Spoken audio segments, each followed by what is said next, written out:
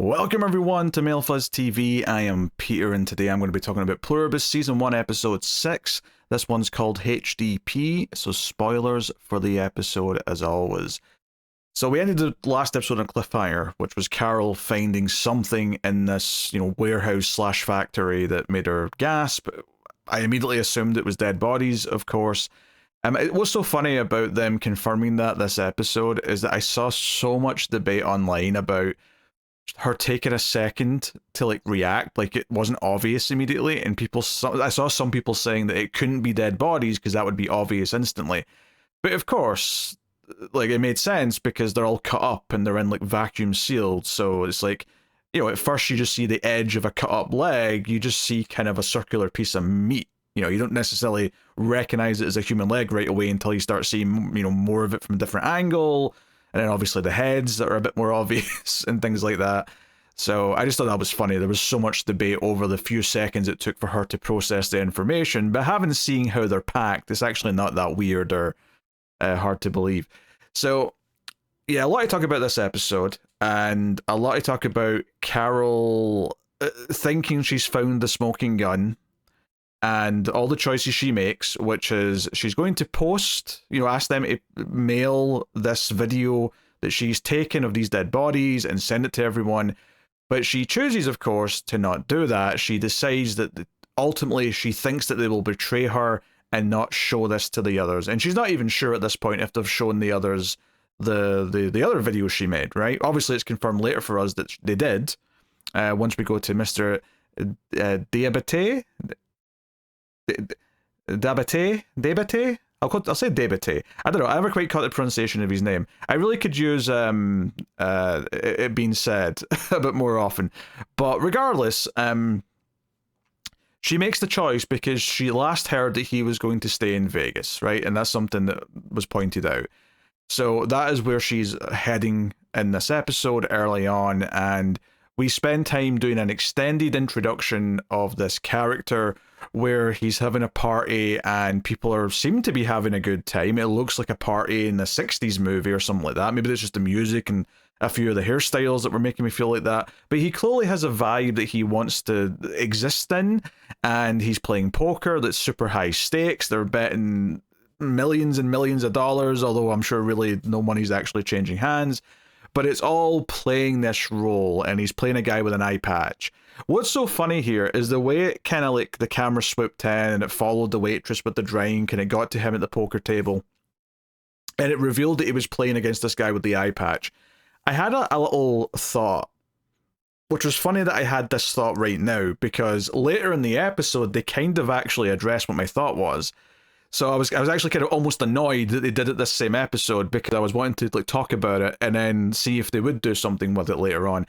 But that was the idea, that if they can ask for Air Force One, they can ask for any place, anything in the world, then what's to stop them from asking for people, specific people, meaning celebrities? Like, if he's asking for attractive people to have sex with them, then why isn't he just saying, hey, go get me, pick your actress or singer that you find attractive? Now, obviously, that's an issue for a TV show. You can't just have everyone be at your beck and call to come and shoot a scene. But I was sort of thinking in the moment, well, clearly we can't just do that all over the place. It would be too difficult to do and finding the right people.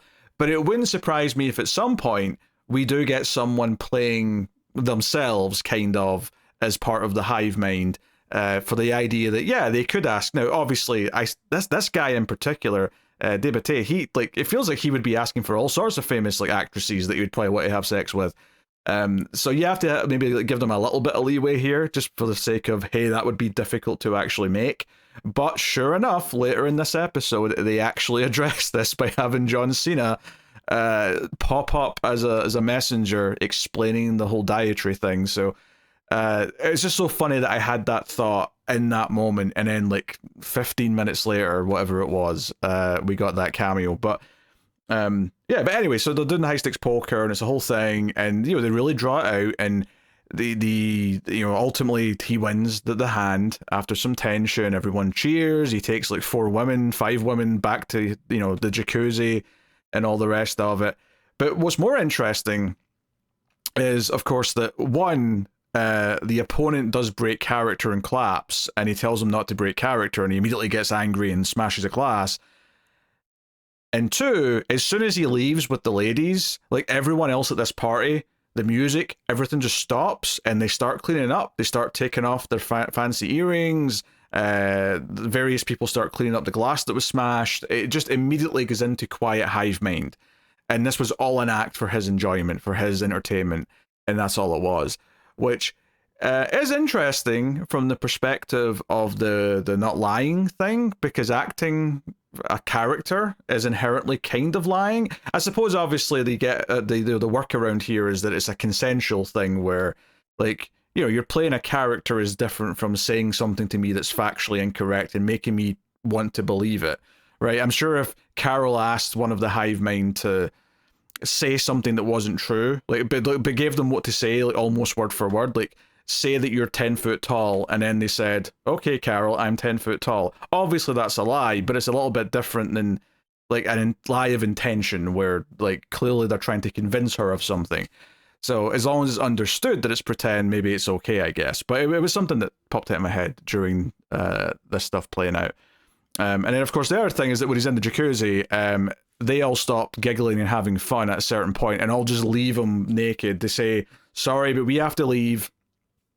And you realize, and this is, you know, some of the storytelling that I love from Gilligan shows, is in that moment you realize why they have to leave. It's because Carol's coming, and they're all keeping their distance from Carol. And I think there's actually a really nice little moment here with him, which makes him kind of a little bit more likable, is that he, you know, because they say, hey, you can come with us if you want. And he says, no, I can't do that to her. And he chooses to stay and talk to Carol so she won't feel like she's been abandoned and left out to dry, and like, you know, no one's here to talk to her. So, but, you know, this leads to a lot of really interesting visuals of Vegas. You know, we get the empty streets, but all the lights are on. Clearly he's asked for all these lights to be turned on, because if he came to Vegas, he probably liked the idea of what Vegas looks like, and it doesn't look like Vegas if you don't have all the lights on. So, all those shots were really cool. I really like that. I know one of the things that I think I'm also seeing people complain about online is the pacing of the show. Some people really do not like how each scene is long and methodical, and all these establishing shots, and it takes time in between the dialogue, and you really get sort of into the groove of what the character's doing in the scene. I could not disagree more with that. To me, that's what makes this show good. It's what makes this show special. It's the same sort of pacing that was in most of Better Call Saul. It's exactly what I want from this show. It's what I think makes a lot of the scenes have the weight that they do, is that it takes time for Carol to turn in, walk through all the empty casino area of the hotel, and get to this, you know, there's on the sign it says on the screen, you know, come up to the 30th floor, and she does. Like, we follow her through that whole journey, and the atmosphere of all this place being empty and eventually getting there is part of what makes it work. And I like that. And it does, and honestly, I think these episodes go in so quick. Like, when we cut to Paraguay in this episode, part of me in my brain thought, oh, are we doing like a 50-50 thing this episode where the back half is going to be all him?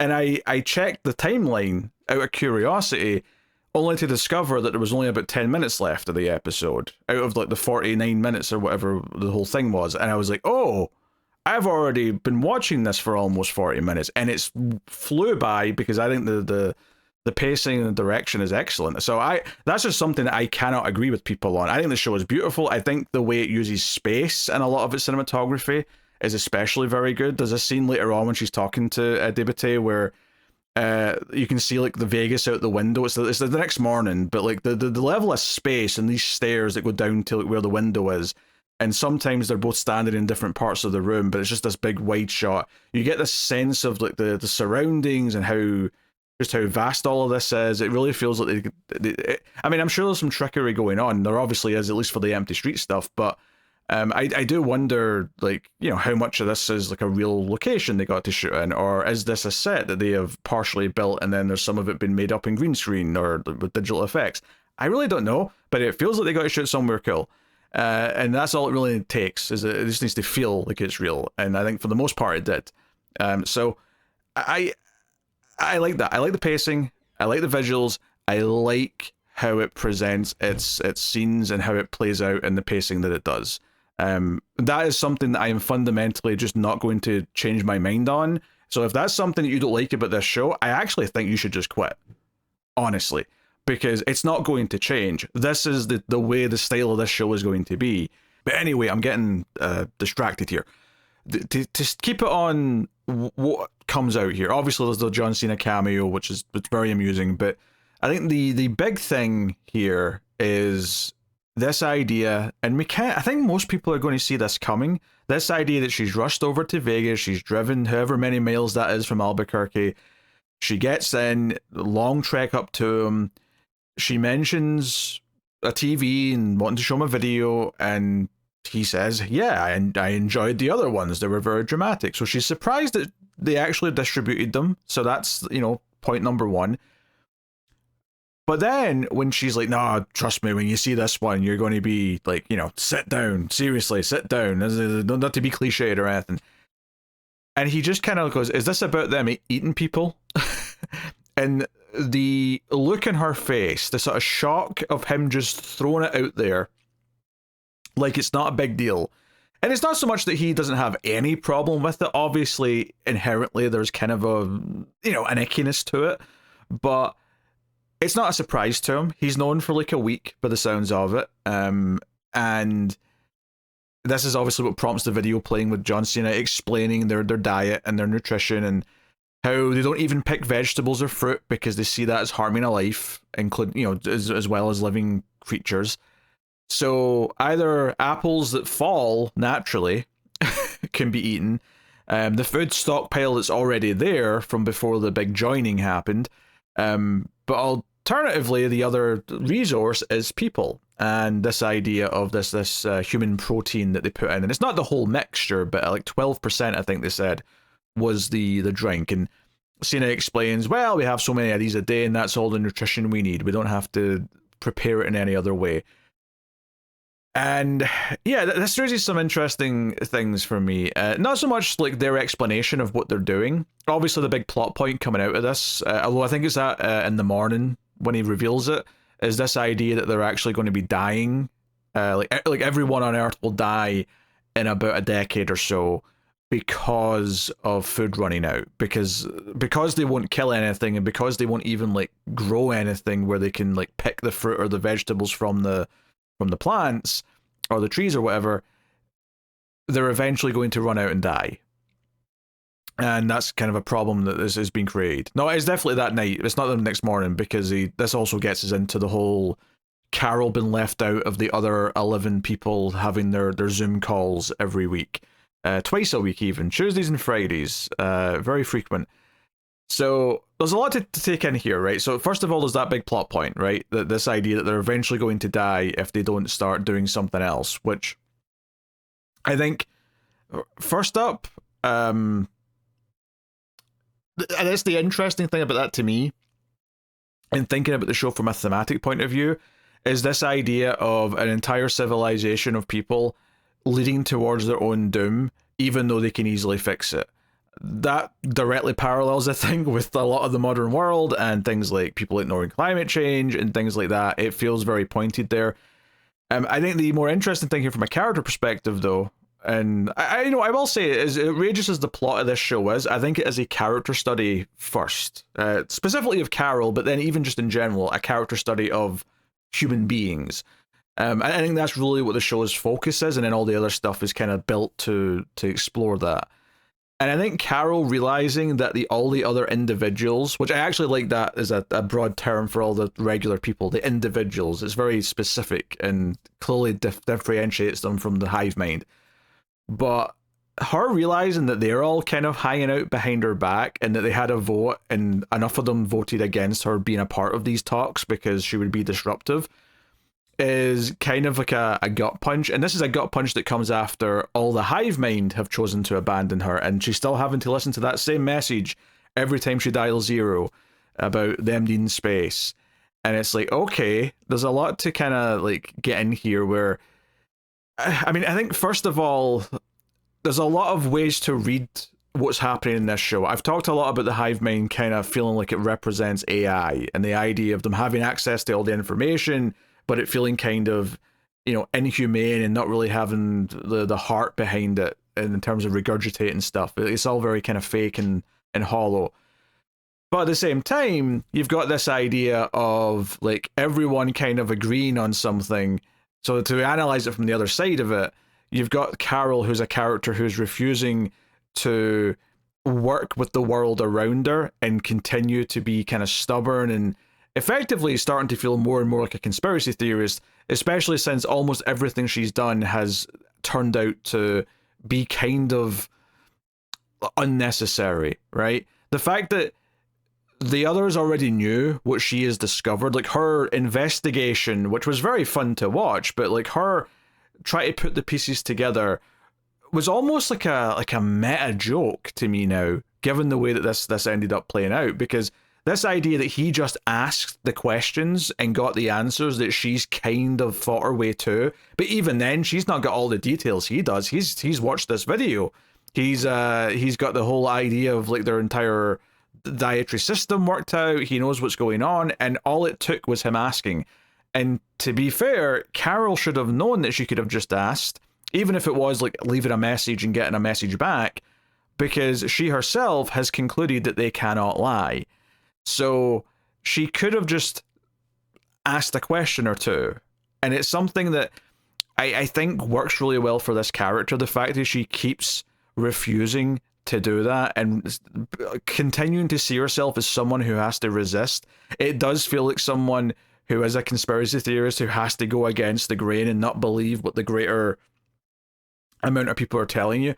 And I think obviously we live in a world where there's multiple large bodies of people. Like one side see the other side is the hive mind that need to be resisted, and vice versa. There's a lot more nuance to it in the real world, but the point of it here in the show is that it's made very clear and definitive. There is one hive mind, and she is refusing to be a part of it. She's refusing to conform. And normally, that's the good thing. And I think for the most part in this show, it is the good thing, right?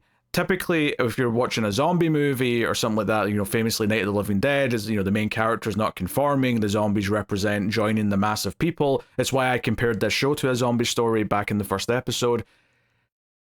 Typically, it's about keeping your individuality is seen as the ultimate good thing. But there are definitely parts of this storyline, and Carol's refusal to kind of accept some key facts and sort of play ball with what's going on, and everyone turning away from her, that feels very much like, you can see their side of it a lot of the time. You can see that she seems like she's refusing to accept certain things and clinging to the way things were.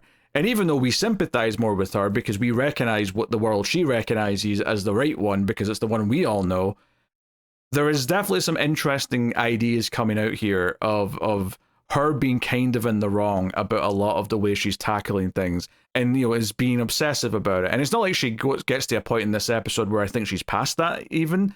I think when she leaves Vegas here, she's still kind of F them. Like, okay, she has a bit of comfort here, because the other big discovery is that they've figured out that they can't, or not so much that they can't, but the way they've figured out to convert the remaining individuals into the hive mind requires getting stem cells and doing this invasive procedure, and they cannot do that without express permission. So literally all they have to do to not become part of the hive mind is say they don't want to, or not give permission for that procedure. And Carol gets them to confirm this. And, this is again the pacing I'm talking about, where she calls up the phone, she leaves the message, they see it out on the screen outside in Vegas, and then she calls back and makes it explicitly clear that she is stating for the record she does not give permission for this. Repeat that back to me.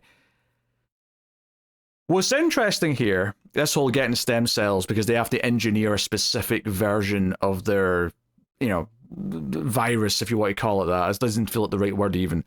But I did see people online point out the back in like episode 3, I think it was, we had the ice hotel at the flashback. There was a mention of her freezing her eggs, and I've seen people online, I've seen multiple people online. I've seen some people online say, oh, they can kind of get around her not letting them do the procedure by using those frozen eggs, and technically they're not lying by saying that because what they actually say in this episode is that they will not do anything to her, right, kind of thing. But I've also seen the counterpoint that her stem cells wouldn't be in her frozen eggs. So I don't know which of those two are correct. I have no idea. I don't know the science of this stuff, but it was an interesting thought when I first read that first part, and then someone else debunked it, and I was like, okay, maybe that won't be relevant later on. But they did set that up. They did set up the frozen eggs back in the Ace Hotel scene. But regardless, there's a lot of interesting stuff here where Carol she breathes a sigh of relief. She thinks, okay, they can't take me. I'm safe from that. I'm safe from being taken over by them. But she does make an interesting point before all this comes out, is that if they join this hive mind, like the hive have been planning on, right, and they've been saying they're going to do, and that we'll all be happy once it happens, that also means that they will all die out in like 10 years. Like they'll be a part of all these people dying. So there's kind of a weirdness to that, of like kind of this self like inflicted demise. And that's why, when Carol just yells out, go pick an effing apple, like you have to get over yourself a little bit. The solution to this. There is a solution to this. That's not even that inhumane, but you're refusing to just do it. And that's frustrating. There is a simple fix.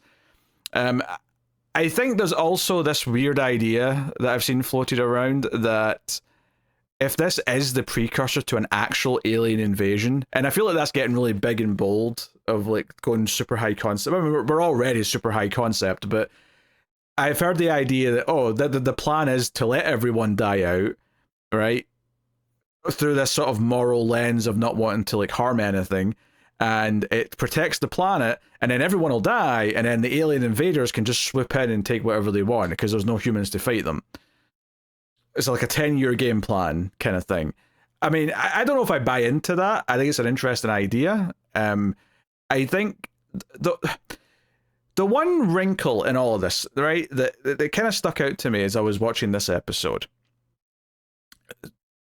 Basically, the recurring thing in this show is that Carol keeps suspecting the hive mind of being a danger, being paranoid about what they're doing and not trusting them, wanting to turn them back. She brings that up multiple times in this episode. And at every turn, they seem to be good guys, right? And then in the sense that they are saying what she wants to hear, they won't hurt her, they'll provide her whatever she needs.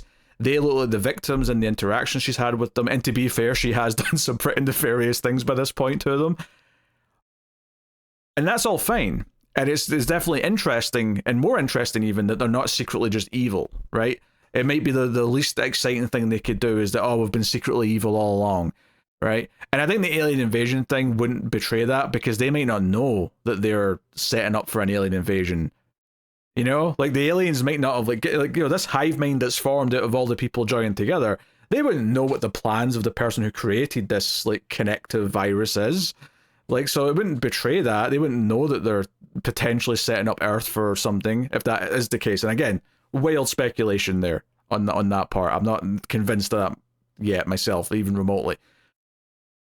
But the one thing that I think is interesting to suggest that maybe there's either some not truth to what's going on, or potential for there to be some like interesting grey areas, because I think at this point it's starting to feel like the hive mind are so goody two shoes that there has to be something a bit more like it's like a wrench in the works that kind of breaks the facade of how perfect they seemingly are.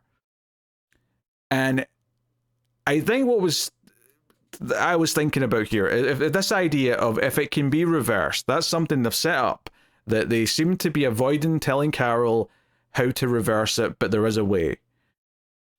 What happens to all the people who've been in the hive mind and they go back to being them just themselves, right? They all revert back to being an individual. What do they remember from the time of being in the hive mind? How much of that can they process? And it made me wonder if, like, like in Get Out, right? The whole, I mean, not to spoil all of Get Out, but this idea that the person's still kind of in there, but they're kind of like seeing what's happening as if like someone else is driving the car, but they're not in control of their own body. Like, what if they're secretly in there the entire time, kind of, and they feel trapped in the inside, and they can't tell anyone, right? Like the hive mind voice, the one big hive mind voice is the one speaking through everyone, but the real individual person is in there somewhere and just can't get out, can't speak, can't express themselves. Which kind of makes a lot of what's happening with some of these hive mind individuals kind of dark. When you think about what Dietary is doing with like all these women that he's just having, like, presumably have sex with them constantly at his whim, right? He doesn't think he's doing anything wrong, but I mean, I think there's a kind of a shady area here anyway, regardless of what it turns out to be, like, for their experience and like consent and all that. But what if they're secretly in there? Like, what if those women are secretly in their heads, can still kind of tell what's happening, but are not consenting to anything, but are just living through this like someone else is piloting their body? I don't know if that's going to be the case. It was just, as I was watching kind of some of this stuff play out here, particularly with the debates between the two characters, I was starting to think about how this, the way that they seem so determined to not fix their "we're going to die in about 10 years because of food supply" issue. They seem to not want to take the obvious solutions or the obvious choices, which again flips it back round to Carol being the sensible one who's saying there's a simple fix here. Just like if you're comparing this to climate change, and then the mass of people are saying, no, we don't want to do that for X reason. And it's like, well, you're dooming yourselves, kind of thing. I think you can parallel it to that, but you can also parallel all this to a crazy conspiracy theorist who's obsessed with trying to like fix things and solve things and resist against a body of people who are actually just well-intentioned and will offer her any of the information she wants.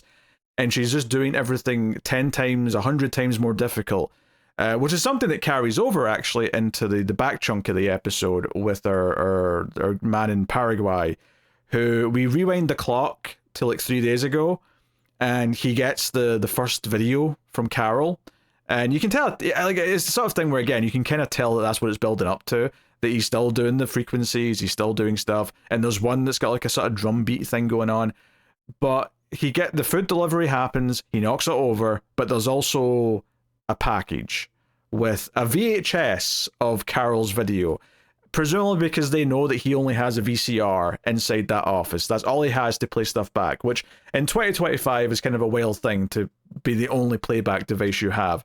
But he watches it, it's subtitled, and he's even surprised when he hears there's 12 other people. Like, that's a surprise to him. He's not spoken to the hive mind, he's kept his distance.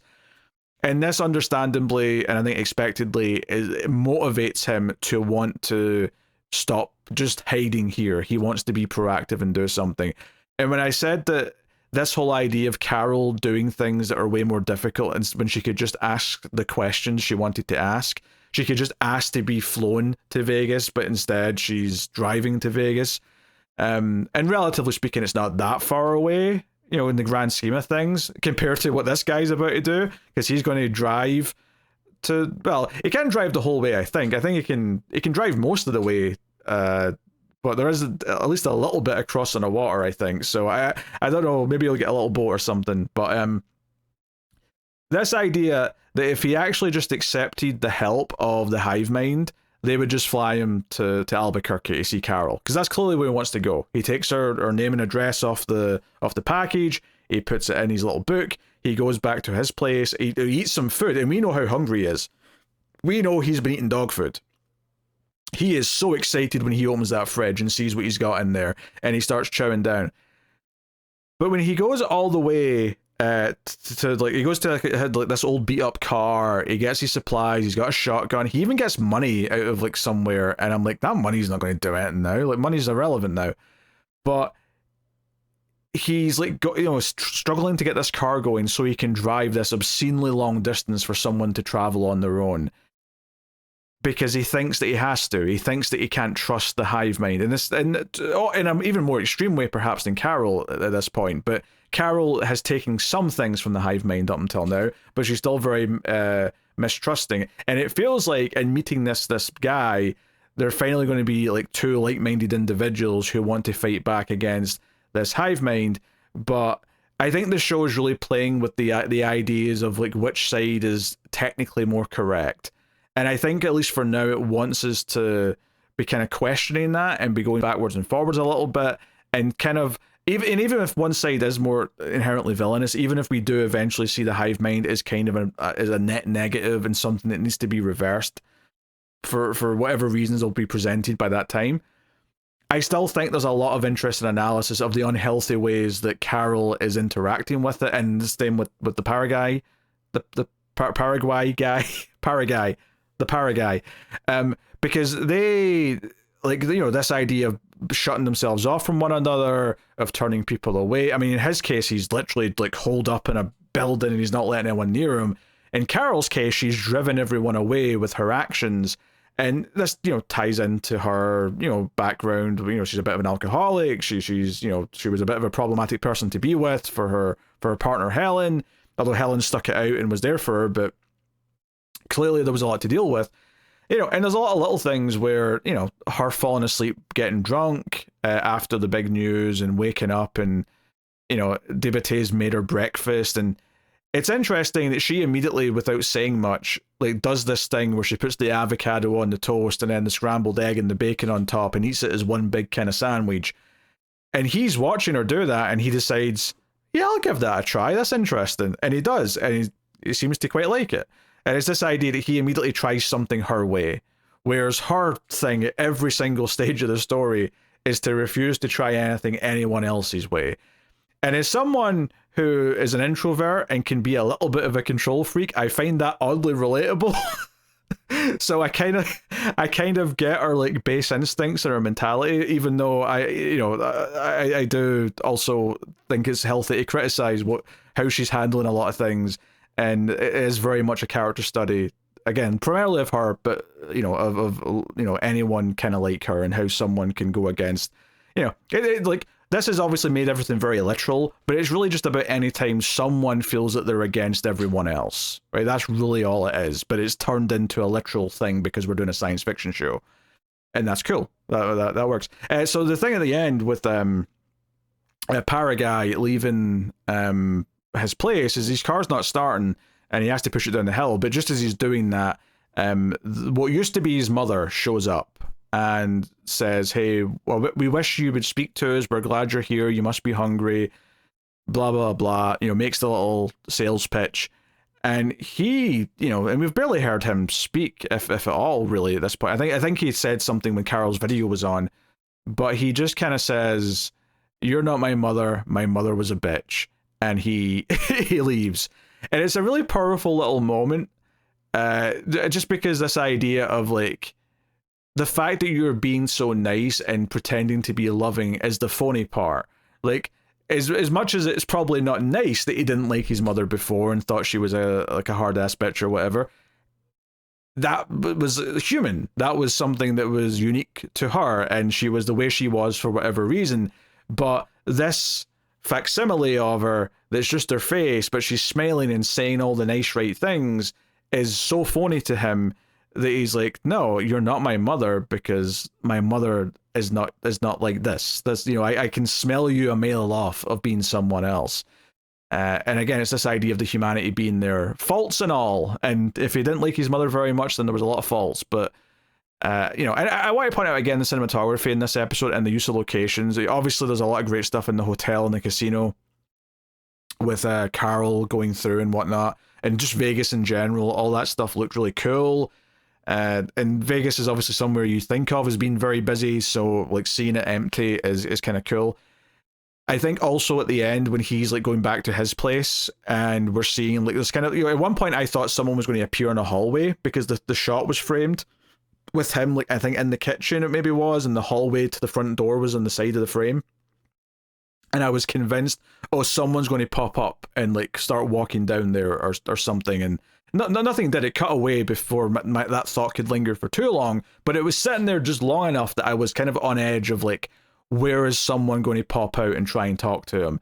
I mean, obviously the lights turn on at one point in the street as he's walking down the street. It is definitely presented as like oh, like, this feels very ominous, certainly from his perspective, because he thinks everyone who might come up to him is a danger.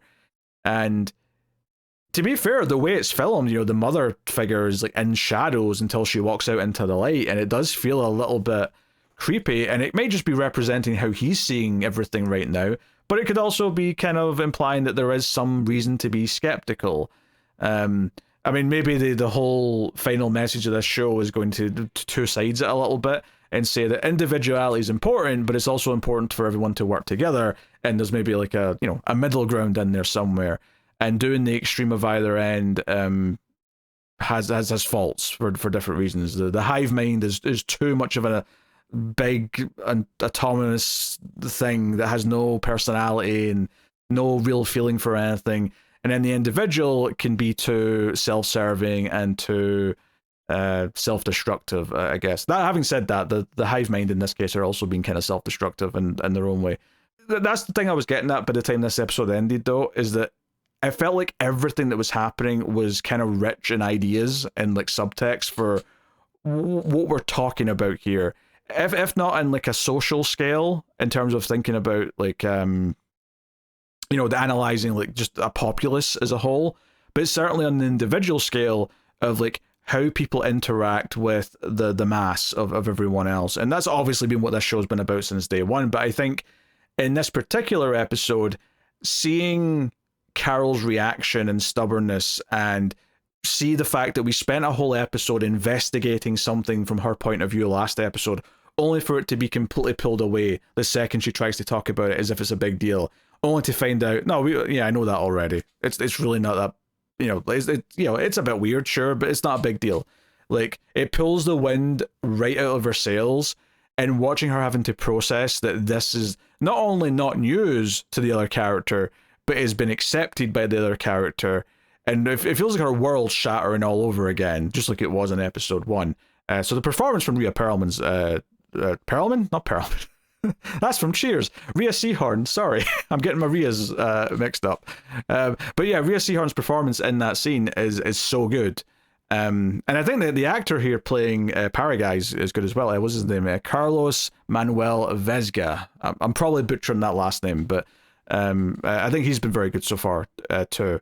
And he's interesting just from like a TV viewer point of view, because I don't know him from anything. Whereas Rhea Seehorn, I know very well from Better Call Saul.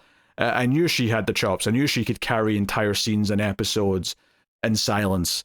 This guy, though, he's new to me, but he's done a great job, and I'm kind of engrossed every time he's on screen. So exciting and I think this idea of them being in silence separately, like her all a last episode, and in this episode she has someone to talk to, but then we contrast that with him being on his own in Paraguay, like on his own. Like there's this idea of this isolation. So and obviously I think one of the subjects of this show as well, one of the themes is going to be communication, and I think we've seen a lot of that so far in different ways, but this language barrier between these two characters when they do interact is going to be very interesting to see how they try and get around that.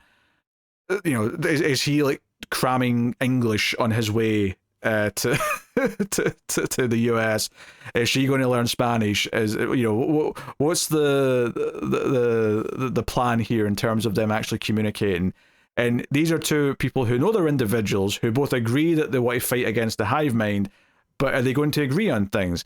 And that's the other thing that kind of gets into some interesting territory here, actually, now that I'm going down this path, is at some point, are some of the individuals going to disagree enough that there's going to be a threat between them? Or at some point, is there going to be a case where the hive mind can't harm anyone, but let's say all the other individuals all agree that Carol's a problem? What if they decide to do something about it? There's a lot of potential for interesting conflicts as we go down the line with all these different characters. So very excited to see where we go with all this. But no, I really liked this episode. I thought the last episode was good, but it was probably the weakest overall for a couple of reasons. I think this one, every single interaction she had with Dietary, again, I'll need to pay attention for the pronunciation of the name. and then everything in Paraguay at the end. I thought both halves of the episode were excellent, and I think. But anyway, that is my very jumbled up thoughts after this episode of Pluribus. A lot of different things were going through my head as I was watching this one, because I was thinking about just kind of like, you know, what it's saying about people, and specific people, but everyone, just as it was playing out.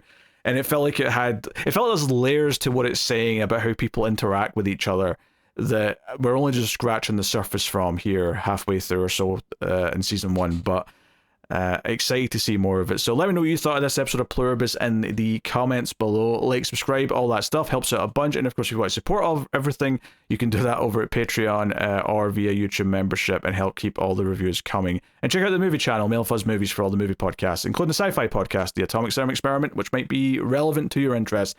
But that is me. Thank you very much for joining. I do appreciate it. Keep watching TV. Have you got any vanilla?